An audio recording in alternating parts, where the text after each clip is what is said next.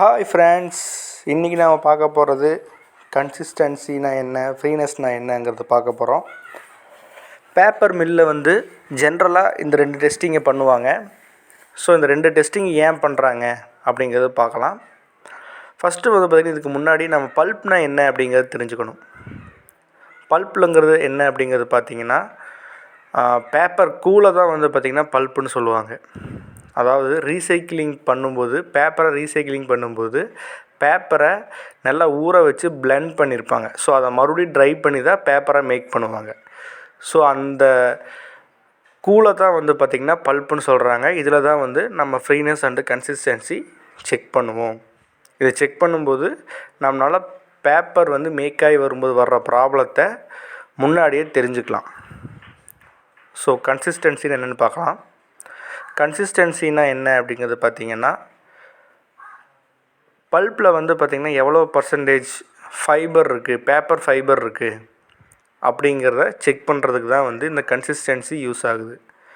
So இது எப்படி check பண்ணுவாங்கன்னு பார்த்திங்கன்னா 100 ml பல்ப்பை ஃபுல்லாக ட்ரை பண்ணுவாங்க. அதாவது 1 ட்ராப் வாட்டர் கூட இல்லாமல் ஃபுல்லாக ட்ரை பண்ணுவாங்க. ட்ரை பண்ணதுக்கப்புறமா அதை வெயிட் போட்டு பார்ப்பாங்க. ஸோ அந்த 100 mlல எவ்வளோ கிராம்ஸ் ஆஃப் பேப்பர் இருக்குங்கிறத வச்சு தான் கன்சிஸ்டன்சி கண்டுபிடிப்பாங்க. நெக்ஸ்ட்டு பார்த்திங்கன்னா ஃப்ரீனஸ்னால் என்ன அப்படிங்கிறது பார்த்திங்கன்னா எதுக்கு ஃபஸ்ட்டு ஃப்ரீனஸ் கண்டுபிடிக்கிறாங்க, ஏன் அது பண்ணணும் அப்படின்னு பார்த்திங்கன்னா ஃப்ரீனஸ்ங்கிறது எதுக்கு செக் பண்ணுறாங்கன்னா பேப்பர் ஃபைபர்ஸ் எப்படி ஃபார்ம் ஆகும் அப்படிங்கிறது தெரிஞ்சுக்கிறதுக்காக தான் ஃப்ரீனஸ் கண்டுபிடிக்கிறாங்க. ஸோ இந்த ஃப்ரீனஸ் பார்த்திங்கன்னா செக் பண்ணுறதுனால நமக்கு பேப்பர் ஃபார்மிங் ப்ராப்பராக இருக்கிறதுக்கு ஹெல்ப் பண்ணும் இந்த ஃப்ரீனஸ் செக் பண்ணுறதுனால. ஸோ நம்ம முன்னாடியே தெரிஞ்சிடும். ஏதாவது ப்ராப்ளம்ஸ் இருந்துச்சு அப்படின்னா நம்ம இந்த ஃப்ரீனஸ் செக் பண்ணி பார்க்கும்போதே நமக்கு தெரிஞ்சிடும்.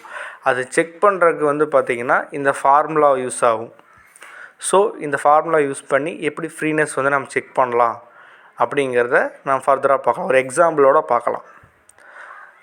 ஃபஸ்ட்டு பார்த்திங்கன்னா இந்த ஃபார்முலாவில் அப்ளை பண்ணுறதுக்கு முன்னாடி நம்ம ஒரு கன்சிஸ்டன்சி வேல்யூ ஸ்டாண்டர்டாக எடுத்துக்கலாம்.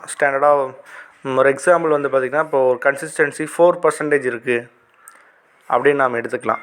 ஸோ கன்சிஸ்டன்சி 4% அப்படின்னா இப்போ அதுக்கான ஃபார்முலாவில் அப்ளை பண்ணி பார்க்கலாம். ஸோ ஃபார்முலா என்னன்னு பார்த்திங்கன்னா 210 டிவைடட் பை கன்சிஸ்டன்சி.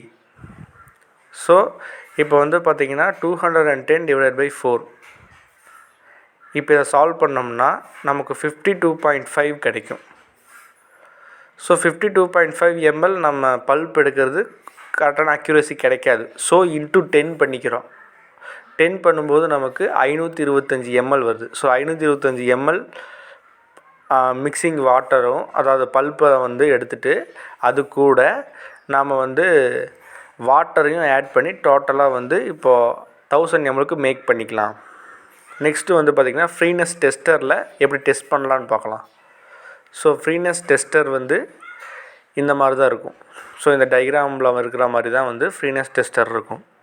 ஸோ இதில் மேலே ஒரு கப்பு இருக்கும். ஸோ அந்த கப்பில் தான் பார்த்திங்கன்னா நம்ம சாம்பிளை ஊற்றணும்.